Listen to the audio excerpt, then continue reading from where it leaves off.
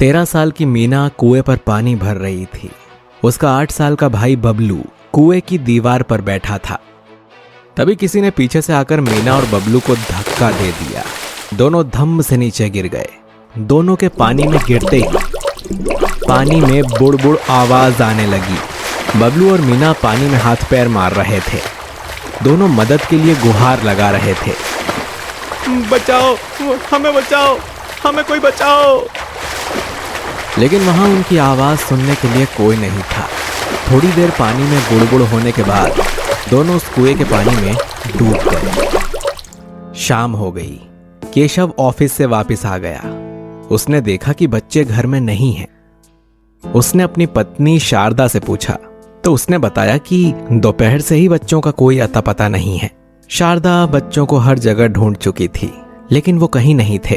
अड़ोस पड़ोस में, दोस्तों के घर, कहीं भी बच्चे नहीं मिले।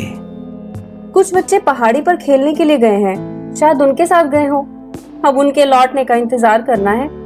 मैंने कितनी बार कहा है बच्चों से कि बिना बताए कहीं ना जाए, लेकिन मेरी सुनते ही नहीं है।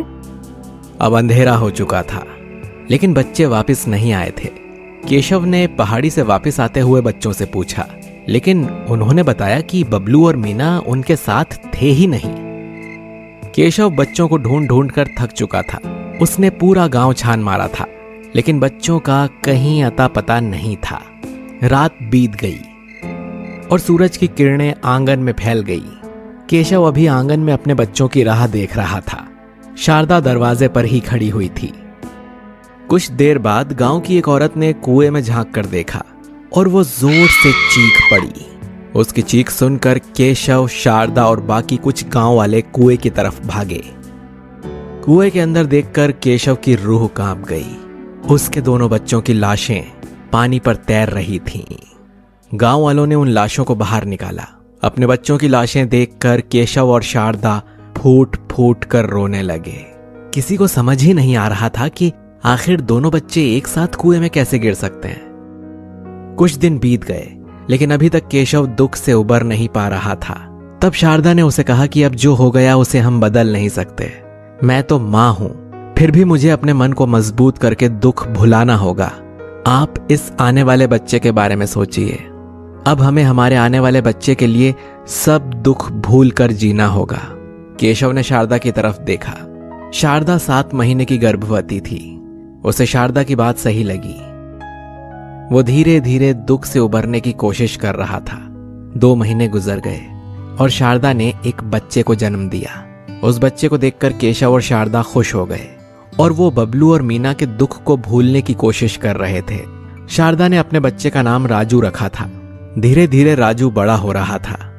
अब राजू 1 साल का हो चुका था और चलने लगा था। एक दिन राजू धीरे धीरे चलते हुए उस कुएं के पास जा पहुंचा। शारदा ने उसे देखा, तब डर के मारे शारदा भागकर उसके पास गई और उसे उठा लिया। जैसे जैसे सूरज बड़ा हो रहा था, उसका कुएं के पास जाना बढ़ने लगा था। अब राजू 5 साल का हो चुका था। एक दोपहर को शारदा अपने आंगन में बैठकर अपनी पड़ोसन के साथ बातों में इतनी मशगूल हो चुकी थी कि उसका राजू पर ध्यान ही नहीं था। राजू को घर में ढूंढते हुए शारदा घर के पीछे आ पहुंची। सामने का नजारा देखकर शारदा की आंखें फटी की फटी रह गईं। राजू कुएं की दीवार पर बैठा था और किसी से बात कर रहा था, लेकिन राजू के आसपास कोई नहीं था। तब शारदा उसके पास गई और उसे नीचे उतारा। बेटा, तू यहाँ क्या कर रहा है? कुएं की दीवार पर कोई बैठता है क्या? तुझे कुछ हो जाता तो? और तू किससे बात कर रहा था? माँ, ये मेरी गाड़ी कुएं में गिर गई थी। इस दीदी और भैया ने पानी से निकाल कर दी। ये दीदी और भैया बहुत अच्छे हैं। शारदा ने उस गाड़ी को हाथों में लिया। उस गाड़ी में से पानी टपक रहा था। शारदा सोचने लगी कि इसका मतलब गाड़ी कुएं में तो गिरी थी, लेकिन वो बाहर किसने निकाली? शारदा राजू को वहां से लेकर अंदर आ गई। उसने राजू से सख्ती से कहा कि आगे से वो कुएं के पास ना जाए। अगले दिन शारदा कुएं पर पानी लाने के लिए गई थी। जैसे ही शारदा ने कलसी को रस्सी के सहारे नीचे पानी में छोड़ा, उस कुएं के अंदर से 4 हाथ बाहर आए। उसमें से एक हाथ ने शारदा का गला पकड़ लिया और वो शारदा को कुएं की तरफ खींचने लगा। शारदा डर के मारे चिल्लाने लगी। उसने जैसे तैसे अपने आप को छुड़ाया और वहां से भाग गई। शारदा को बार बार कुएं से बाहर आए हुए वो हाथ याद आ रहे थे। उसने केशव से कहा कि हम वो कुआं बंद कर देते हैं। अगले दिन कुएं पर ढक्कन लगाने के लिए मजदूर आने वाले थे। उसी रात शारदा और केशव सो रहे थे। शारदा की नींद खुल गई और उसने देखा कि राजू उसके पास सोया हुआ नहीं है। उसने घबराकर इधर उधर देखा, लेकिन राजू कहीं नहीं था। कुएं के पास आ पहुंची। उसे भागते हुए देख केशव भी उसके पीछे आ गया। उन्होंने जो देखा वो देखकर उनके रोंगटे खड़े हो गए। शारदा का शरीर कांपने लगा। कुएं के बीचों बीच 2 साए खड़े थे। उसमें से एक ने राजू के पैर पकड़े हुए थे और दूसरे ने उसके हाथ। वो दोनों राजू को झूला झुला रहे थे। उसमें एक साया बबलू का था और एक मीना का। राजू झूला झूलते हुए जोर जोर से हंस रहा था। शारदा का रो रोकर बुरा हाल हो चुका था। केशव को समझ ही नहीं आ रहा था कि वहां यह सब क्या हो रहा है। शारदा हाथ जोड़कर कुएं के पास गई। छोड़ दो मेरे बेटे को, भगवान के लिए मेरे बेटे को छोड़ दो। मेरी गलती की सजा मेरे बेटे को मत दो। मुझे माफ कर दो। शारदा की ये बातें सुनकर केशव ने उससे पूछा कि तुम माफी क्यों मांग रही हो।